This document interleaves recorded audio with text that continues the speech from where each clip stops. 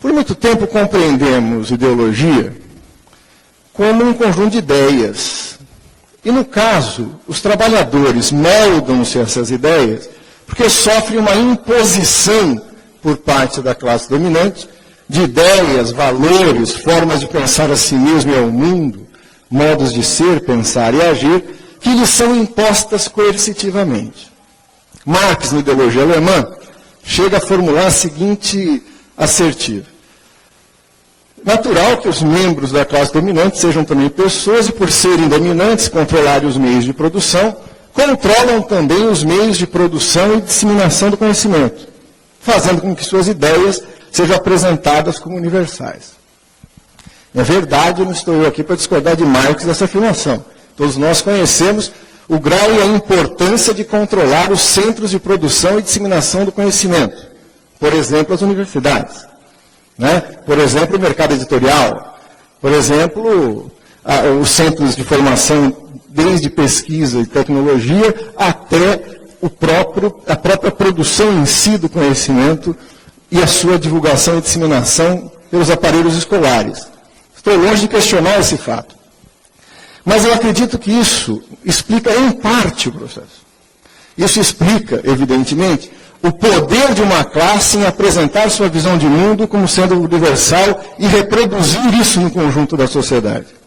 Mas isso não explica até que ponto porque os trabalhadores, explorados nessa ordem, aceitam como suas as ideias de seus adversários. O Reich, uma vez pesquisando sobre um assunto, dizia: o que é difícil explicar não é porque alguém rouba. O difícil é explicar por que a maioria, nas condições em que se encontra, não o faz. Então, parafraseando o Reich, explicar por que uma pessoa se rebela contra a ordem do capital é até, de certa forma, simples. A ordem do capital nunca deixou de nos ajudar no trabalho da consciência. Ela é injusta, desigual, fundada na exploração, na desumanização e destrói qualquer capacidade da vida se expressar como vida. Então é fácil entender que as pessoas se antagonizem contra isso. Agora, não é fácil entender por que a maioria não faz. Não pode ser só pela reprodução e imposição de ideias, valores e conceitos prontos. Se nós pararmos a explicação aí, nós corremos o risco de aceitar como fundamento de nossa tese não os pressupostos marxianos, mas uma outra formulação de um simpático senhor chamado Émile Durkheim, que acreditava que a consciência era formada pela imposição coercitiva de formas de ser, pensar e agir. E para ele o fundamento desse processo, que ele via como positivo, era a educação. Ora, qual que é o erro que nós podemos ser induzidos a compreender o fenômeno da ideologia dessa maneira para pensar a sua superação? Se há um conjunto de valores, formas de ser, que nos é imposto coercitivamente pelos aparatos de produção, disseminação do conhecimento e, portanto, da educação, a resposta a isso é contrapor a essa educação uma educação revolucionária. Veja, se nós estivermos certos em nossa impressão, o problema é que esse caminho, louvável e necessário, pode nos levar a um impasse. A pista para uma visão mais complexa e profunda desse movimento está no próprio Marx, na ideologia alemã. O que Marx vai dizer logo após? As ideias dominantes em cada época são as ideias da classe dominante. São as relações sociais dominantes expressas em ideias. As ideias de sua dominação. As ideias que expressam as relações que fazem dessa classe a classe dominante. Veja que aí a dialética tomou conta do raciocínio de Marx. Não se trata apenas de um conjunto de ideias que se impõem como dominantes. Elas são dominantes porque são da classe dominante. Mas a classe só é dominante porque a expressão de relações sociais de produção, historicamente determinadas, que as coloca num papel de dominação. Ora, a tarefa ficou mais difícil. Porque se as ideias que expressam uma dominação são expressão de relações de dominação, a superação delas pressupõe a superação destas relações. E como Marx vai chegar na própria ideologia alemã, isso pressupõe um ato prático. Nós antigamente chamávamos isso de revolução. Né? Mudar as relações sociais. Ora, se esse caminho nos ajuda, pode nos levar a um outro impasse. Né? A ausência da dialética, a expulsão da dialética do marxismo, e sua consequente positivização, deixou estragos. Né? Então, se a gente não tomar cuidado, mesmo aceitando isso, a gente vai cair para uma outra linearidade, tão positivista quanto a primeira. Tá legal. Então, cabe mudar as estruturas, cabe mudar as relações sociais. E, portanto, qual é o papel da educação? Nenhum. Né? Temos uma educação que está assim dessa forma, e vamos ter uma revolução social que mudará a sociedade e, consequentemente, gerará uma nova forma de educação. Né? Então, o que devem fazer os educadores? Fazer a revolução. Né? É possível que, se a gente tentar resgatar a dialética de seu exílio, ela possa nos ajudar na compreensão dessas polaridades de maneira menos mecânica. Veja bem. A consciência só pode se desenvolver como expressão destas relações. Né? Nesse sentido, não nos espanta que a forma imediata da consciência da classe trabalhadora seja a expressão da mesma consciência da burguesia. Por quê? Peguemos a frase de Marx. As ideias dominantes são a expressão das relações sociais dominantes. Não é isso? Ora, o proletariado, os trabalhadores, não vivem em outras relações. Não é? Ele vive nas relações constitutivas do capital. Portanto, a primeira expressão de uma consciência social que os trabalhadores tomam como sua é a expressão das relações que eles compartilham com a burguesia na existência mesma da sociedade capitalista. Né? Então, nós podemos dizer que a primeira expressão da consciência dos trabalhadores é a consciência burguesa. Eles pensam o mundo e a si mesmos a partir dos elementos que constituem a consciência da burguesia como uma consciência histórica, como uma consciência social. Não é? Então não nos espanta que a primeira expressão prática dessa forma de consciência seja o amoldamento dos trabalhadores à sociedade da qual eles fazem parte. Ora, a pergunta então passa a ser como é possível superar isso. Né? Primeiro é preciso retomar que a forma como se expressa essa consciência social, nas condições que estamos descrevendo, não pode simplesmente manter nossa formulação no âmbito daquilo que chamamos de uma consciência social. Uma vez que essa sociabilidade que está na base da formação dessa consciência é uma sociabilidade de uma sociedade de classes, cindida em interesses opostos, antagônicos, irreconciliáveis. Não é para pegar os termos, não sei se foi algum protesto contra a coisa, não, né? Para pegar os termos que Engels usa no texto que foi citado aqui, não é isso? Porque tem gente que acha que não é irreconciliável. Né? É possível de ser conciliada, são interesses antagônicos, por isso que se entender se uma sociedade se explode. Não, são antagônicos porque são irreconciliáveis. Né? Irreconciliáveis. Né? Se você encontra o amor da sua vida, o amor da sua vida te encontra. E você fala, nossa, meu bem, eu farei tudo o que você quer, você é a paixão da minha vida. Ai, que bom que você falou isso. Então, eu quero trabalhar, ter minha carreira. Não, mulher minha não trabalha. Vamos tentar conciliar essas posições. Não tem conciliação. Né? Não é isso? Não há conciliação, é inconciliável. A sociedade é dividida entre aqueles que apropriaram os meios de produção, contratam força de trabalho, extraem mais-valia, acumulam privadamente a riqueza socialmente produzida. Qual é o tipo de acordo que podemos ter com eles? Poupá-los fisicamente, né? se eles devolverem os meios de produção.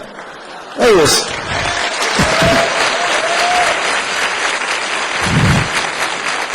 Bom, agora, isso não levaria a essa posição antagônica nas relações, a uma consciência de classe diversa desses setores? Aí há um outro risco. Há um risco de um viés sociológico tentar entender a consciência de classe. Então se trataria da consciência dos trabalhadores, quer dizer, como pensam, como vivem os trabalhadores, como pensa, como vivem a burguesia. Né? Então vai ter consciência de classe adequada a cada posição de classe. Começa por um viés sociológico e hoje em dia chega muito próximo de uma postura, eu diria, quase que antropológica. Né? Consciência virou um problema de visão de mundo. Como é que os Yanomamis pensam o mundo? Como os bancários pensam o mundo? Né? Como os trabalhadores assalariados pensam o mundo? Como a pequena burguesia pensa o mundo? Vira quase uma aproximação de setores e suas particulares visões de mundo.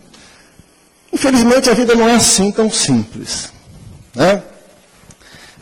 Isso leva a um viés que torna impossível compreender o ser da classe e sua consciência. O ser da classe é um ser em movimento, ceifado de contradições. O seu processo de consciência também. Então, como nós dissemos, a primeira expressão da consciência é do amoldamento. É a consciência da ordem da qual os trabalhadores fazem parte. É a consciência da burguesia. O que nós vamos expressar naquilo que Marx, nos seus primeiros textos, largamente analisou como o fenômeno da alienação. Né? Na submissão à ideologia, que são dois fenômenos diferentes, mas profundamente associados. Num outro momento, você vê os trabalhadores se revoltando, entrando em luta, reivindicando suas demandas imediatas, né? E aqui e ali, explodindo em formas mais avançadas de luta contra as contradições da ordem capitalista. Em outros momentos, podemos ver os trabalhadores levantando-se em movimentos históricos significativos, rompendo a ordem burguesa, ousando ir além dela, derrubando o Estado burguês, iniciando experiências socialistas. Né? As pessoas olham esses diferentes momentos e passam a tentar entender, o que é um caminho também equivocado, qual é a verdadeira essência da consciência da classe. Aqueles que acham que a verdadeira essência da consciência da classe está no amoldamento, chegarão a uma conclusão espantosa, que infelizmente entre nós foi divulgada por alguém que tem uma longa ficha de serviços prestados ao marxismo brasileiro.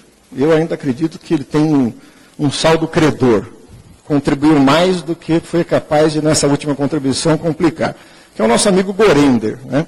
O Jacob Gorender chega a uma conclusão espantosa. Analisando bem as coisas, a classe trabalhadora é ontologicamente reformista. O que o trabalhador quer? O trabalhador quer viver, pagar suas contas, receber seu salário, ter sua casa, ter sua educação. E se para isso não for necessário superar a hora do capital, melhor. Né? Quando você chega para o trabalhador e fala, olha, eu quero uma sociedade emancipada, sem classe, sem Estado, onde cada um possa pegar de acordo com sua necessidade, o comunismo mundial, o trabalhador fala, legal, posso receber minha parte agora em dinheiro? Né? A consciência imediata é a consciência do ser metido na visão social do trabalho, que é um trabalho, quer viver, quer pagar as contas, e quer, se Deus quiser, deixar de ser trabalhador. Né? Ora, se isso é a essência da consciência de classe, o trabalhador é ontologicamente reformista. E quem quer revolucionar? A pequena burguesia descontente.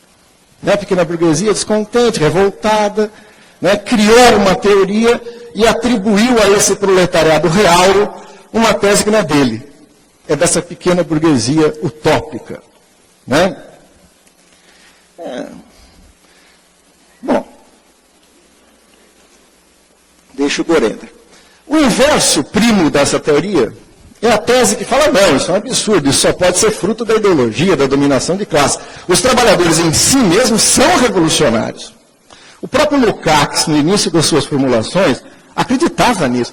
O Lukács, lá no Tática e Ética, e numa passagenzinha mesmo, na História e Consciência de Classe, chega a falar o seguinte, todo trabalhador é em si mesmo um marxista ortodoxo. O meu amigo Jorge estava errado. como ele mesmo foi perceber depois, que tinha um certo grau de messianismo aí, né? Lógico que a posição de classe dos trabalhadores é essencial para a sua passagem da consciência. Mas afirmar que isso já o faz em potencial um marxista ortodoxo é um pouco de otimismo demais do camarada Lukács, né? Não é também. Essa tese fará com que você explique, as duas teses são parentes porque elas caem no mesmo impasse. Quem acredita que o proletariado é ontologicamente reformista, não consegue explicar os momentos de rebeldia e de revolução. Quem acha que ele é ontologicamente revolucionário, não consegue explicar por que na maior parte do tempo ele não passa fazendo revoluções e rebeldia, mas sim acomodado à ordem. Como é que ele soluciona esse problema? Afirmando que os trabalhadores, a consciência de classe dos trabalhadores, não é ontologicamente nada, né? Ela não é em si mesmo revolucionária, nem tampouco em si mesmo reformista. São duas expressões do ser da classe.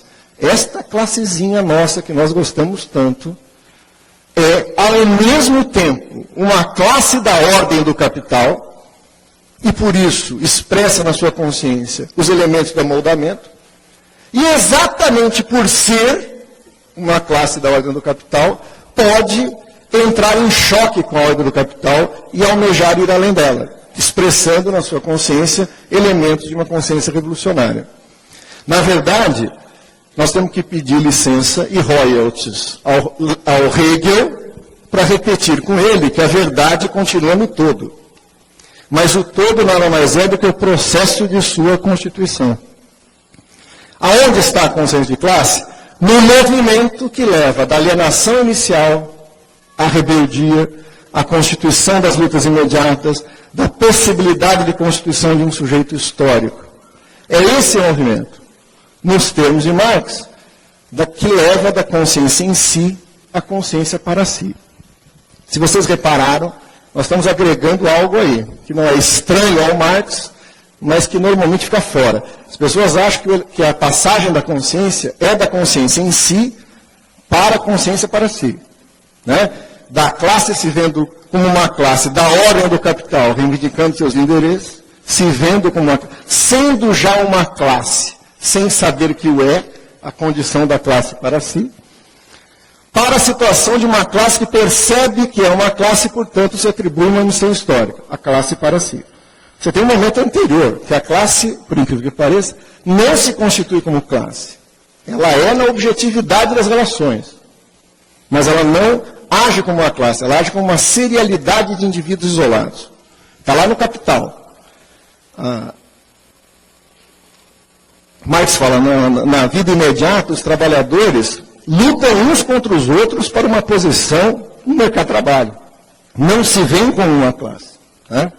É na luta contra o capital e da vivência das contradições do capital que ele pode se blocar e apresentá-los como uma classe. Num primeiro momento, ainda como uma classe da ordem do capital. Num segundo momento, com a potencialidade de ir além da ordem do capital. A consciência de classe estaria, portanto, nesse movimento. Ora, aí que está um ponto central na tentativa de contribuição que estou fazendo aqui. Esse movimento não é linear. E nós, no Brasil, acreditamos que fosse. Era uma vez uma classe toda dispersa, submetida às relações do capital sob uma ditadura, que, enfrentando situações concretas, do arroxo, das greves e tal, entra em cena, se constitui como uma classe, exige negociar com o capital as condições da sua venda de trabalho, conforma-se com uma classe, cria organizações próprias dessa classe para enfrentar o capital. Foi feita a transição perfeita para a classe em si. E cria um partido, começa a falar de socialismo, né?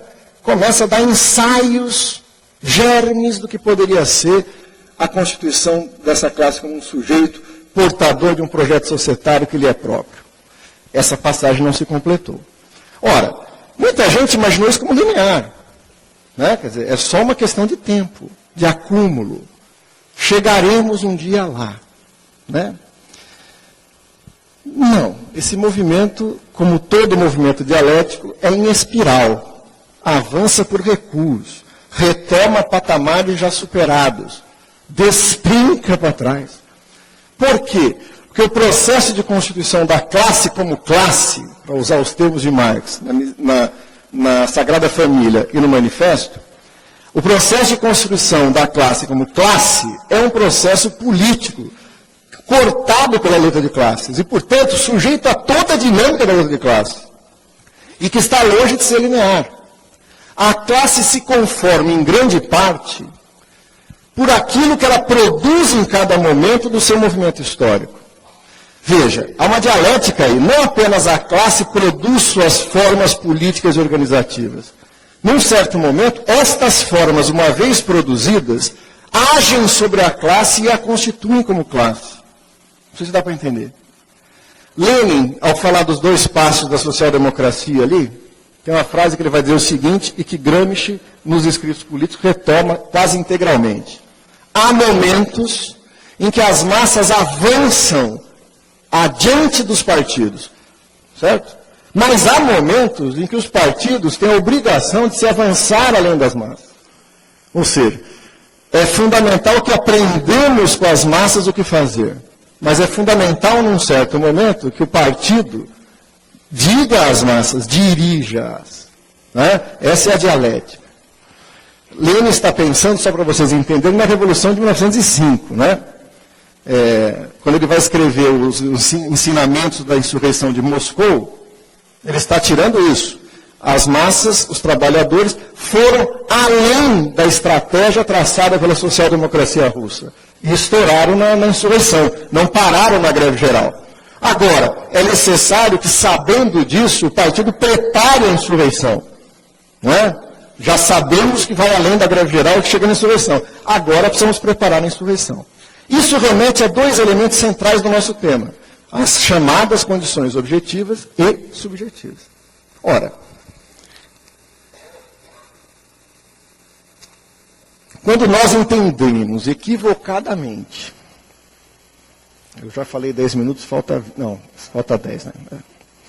Quando nós entendemos equivocadamente a ideologia como um mero conjunto de ideias que nos se impõe coercitivamente, o caminho para superá-la é a educação, não é isso?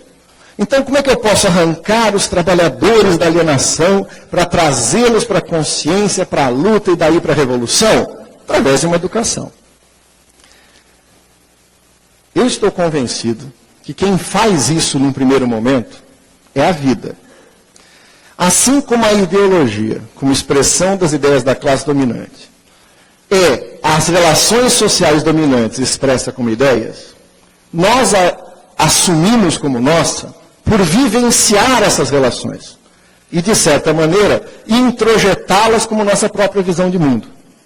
Se esse é o mecanismo originário da consciência e também utilizado posteriormente pela ideologia, ou seja, quando a ideologia dominante age sobre nós, ela age sobre algo que a reconhece, não é uma imposição de fora. Ela dialoga com as relações que são a sua própria base. Por isso, para a cabeça das pessoas, faz sentido. Aliás, o que não faz sentido para elas é a nossa proposta. Né? Todo mundo já tentou conversar com um alienado para, né, você aí parado também, aí explorado, né? E ele balançar a cabeça respeitosamente e falou, é isso mesmo. E nada. Né? Ele está convencido de outra visão de mundo que faz muito mais sentido do que aquela que você está falando para ele. Né? Ora, se isso é verdade, a superação disso só pode se dar por uma contradição no campo dessa vivência, no campo da vivência das relações sociais. O que entra em contradição são as ideias anteriormente introjetadas, com a vivência de relações que se chocam com o valor ideal dessas ideias. Né? Ou seja, a formulação ideal, ou o momento ideal, confrontando-se com uma nova manifestação concreta e particular da materialidade. Se eu trabalhar, vencerei na vida. Trabalho pra cacete e a vida venceu de mim. Né? Tem algo a ser explicado. Essa contradição é a passagem. É o ponto que permite a ação. Vivida num primeiro momento individualmente, como sina, como contradição, mas em certas condições sociais, de luta, históricas, podem dar um salto significativo. vivenciar essa contradição que julgava a minha, num contexto onde a percebo de outros. Isso permite a fusão, a formação do grupo inicial. E essa é uma passagem essencial que, ao se desenvolver, pode levar a uma consciência de classe em si. Ora, mas se é verdade que a vivência das contradições move as pessoas para essa trajetória, e as trajetórias de vida e militante são a comprovação disso, não é verdade que ela por si mesma se desenvolve a ter uma consciência revolucionária. Aí pôs um problema, qual é?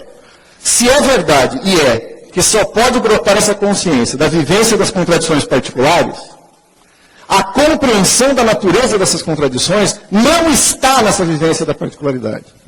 Não só por uma regra filosófica, né, que o universal não está no particular está no universal, mas o universo não é válido, mas porque eu estou no campo da aparência, estou no campo da cotidianidade, estou no campo da superfície, aonde as verdadeiras determinações não se expressam. Aí é essencial a teoria. Aí, sem teoria revolucionária, não há revolução. Aí é preciso captar a totalidade. E você não encontra a totalidade no cotidiano. É ali que está a chave para a superação da alienação. Mas é insuficiente. É a compreensão dessas determinações, é a compreensão da totalidade que permite aos trabalhadores se ver como classe histórica que são, compreender a natureza da forma capitalista e pensar a sua superação, inclusive pensando as formas, as vias de realização e as formas organizativas políticas de implementá-las. Isso tem que ser construído. Isso é um esforço subjetivo da classe no seu caminho de emancipação. Olha que inversão saborosa acontece. E é típico do ciclo que estamos encerrando aqui. O SCAP pediu para fazer um balanço. Então vamos fazer um balanço. No meu balanço, o ciclo que fizemos aqui está marcado por esse erro. Ao mesmo tempo que acreditávamos que nós produzimos o salto de consciência, através da educação, nós passamos a acreditar que essas coisas como estratégias, vias, a história resolve para a gente. Olha que interessante. Nós queremos fazer o trabalho da história e esperamos que ela gentilmente faça o nosso. Não é isso? Nós vamos produzir o salto de consciência através da educação. E as estratégias, as formas... isso a história vai resolver. Né? As revoluções vão acontecer, um dia vai acontecer. Entendeu? Então a revolução e São Sebastião viram primos, um dia. Né? Já vem, já escuta os seus sinais. Né? Tem uma crise mundial e os marxistas todos compram o jornal e falam, agora vai! Né? Quando é que nós vamos nos unificar? Tal, depende da quê? Da história. Não depende da história. Né? Não depende. Isso depende da ação política da classe, da ação subjetiva da classe, da capacidade do instrumento teórico da classe, que eu acho que é o marxismo, ser compreendido por ela como ferramenta de compreensão da sociedade, da análise concreta de uma situação concreta, que nos permite traçar umas estratégias nas nossas vidas. Ora, para finalizar é um bloco, né? Não é uma frase. Para finalizar, porque o Edmundo está aqui, ele vai me cobrar em cima. Então, para começar a finalizar, esse conjunto de tarefas, de fazer a estratégia, as vias, as organizações, é uma tarefa que cabe aos trabalhadores. Não cabe à história. A história não resolverá isso por nós. Não é? O que ela nos colocaria hoje? Quais são as tarefas que nós estamos diante de hoje? Então, primeiro, vamos lá. Eu não me assusto com o apassivamento, porque tenho certeza de que ele não é definitivo. Várias vezes na história as pessoas acharam, agora ferrou. Não é isso? Eu imagino gente tentando fazer luta social no início do nazismo. Não é? Tudo bem? Dava para ficar desesperado. Eu imagino um militante comunista nos Estados Unidos. O que ele fez nos últimos anos? Palestras sobre El Salvador, Nicarágua. Né? Tudo bem? Porque é difícil viver em épocas de reação conservadora. Difícil.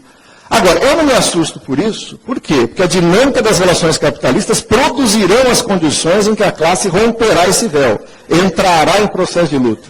Veja o que está acontecendo agora nos Estados Unidos. Ou na Europa, né? Tá. Quer dizer, agora é engraçado, porque os salvadores estão dando palestra sobre a Espanha, né? Sobre os Estados Unidos, sobre o Japão. Ora, essa parte não me preocupa. A história, como diz um amigo meu, a burguesia não nos faltará, né? Ela vai nos explorar até provocar pontos de tensão, de incompatibilização com a vida. Agora, na segunda parte é um problema. Porque se a gente formula uma proposta política errada, a gente molda a ação da classe num sentido errado. Ou seja, não é um idealismo de achar que o elemento teórico pode ser decisivo ou não, mas tem uma importância decisiva. Se nós compreendemos errado a formação social brasileira, traçamos estratégias erradas. Isso implica na forma como organizamos a classe para a ação. Por exemplo, a forma hegemônica hoje, que dirige a classe trabalhadora, e que não estava na mesa ontem, essa forma hegemônica está convencida de que os problemas sociais se resolverão pelo desenvolvimento do capitalismo. Que o socialismo é uma meta moral. Tudo bem? Como é que eu sei se eu sou socialista ou não? Eu volto para casa à noite, olho para o espelho e falo, você acha isso justo? Depende da resposta. Se você falar, acho, você não é mais socialista. Agora, se você falar, não, é verdade, não é justo, tem desigualdade pra caralho ainda, é verdade, eu não vou dormir bem hoje, porque você ainda é um socialista. Não, socialismo não é uma questão moral, né? Portanto, isso está errado. Hoje, se nós queremos tirar proveito do instrumento teórico que temos, o capitalismo completou-se, no Brasil e no mundo. Nós não temos educação, não temos saúde, né? Temos várias formas de opressão, de desumanização, tudo virou mercadoria, né? Agora, nós não temos essas carências por falta de capitalismo.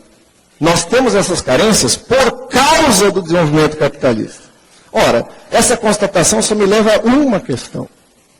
A estratégia já é uma estratégia socialista. Agora, qual o grande problema disso dialogando com a consciência? Tem um problema. Eu cheguei à conclusão que a estratégia é socialista e minha classe não. Minha classe está eufórica. Né? Minha classe está consumindo porcarias políticas e eletrônicas. Né? Minha classe está convencida que o capitalismo não é tão ruim assim, desde que eu ganhe o suficiente para pagar as prestações. Né? Há um abismo entre a consciência que chega à necessidade da superação do capital e o sujeito que pode realizar essa superação. Dois caminhos aí. Ou se desiste, está tão difícil, né? E vira pós-moderno. Né? Ou você vai até a classe e vai buscar as mediações políticas, educacionais, para construir o movimento no sentido dessa superação. Nesse trabalho, a educação formal e não formal é essencial. Né? Eu acho que a formal é insuficiente, necessária, mas insuficiente, como diz o Paulinho, aliás. Né? É essencial que a classe crie seus próprios espaços formativos. Porque não é verdade que conhecimento, só por ser conhecimento, nos ajuda nas nossas tarefas. Não é verdade. Né? Então, a nossa tarefa é construir as mediações. Ou seja, o que fazer numa circunstância onde percebemos a necessidade da revolução, ela não é possível? Preparar as condições que a tornem possível. Essa é a nossa tarefa. Né? E existe trabalho para todo mundo aí. Os trabalhadores vão entender? Vão.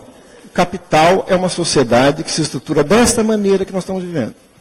Ele é a razão dessas e dessas manifestações que precisam ser superadas. E chegaremos a uma sociedade que a livre associação dos produtores produzem meios que são de todos para satisfazer a necessidade de todos.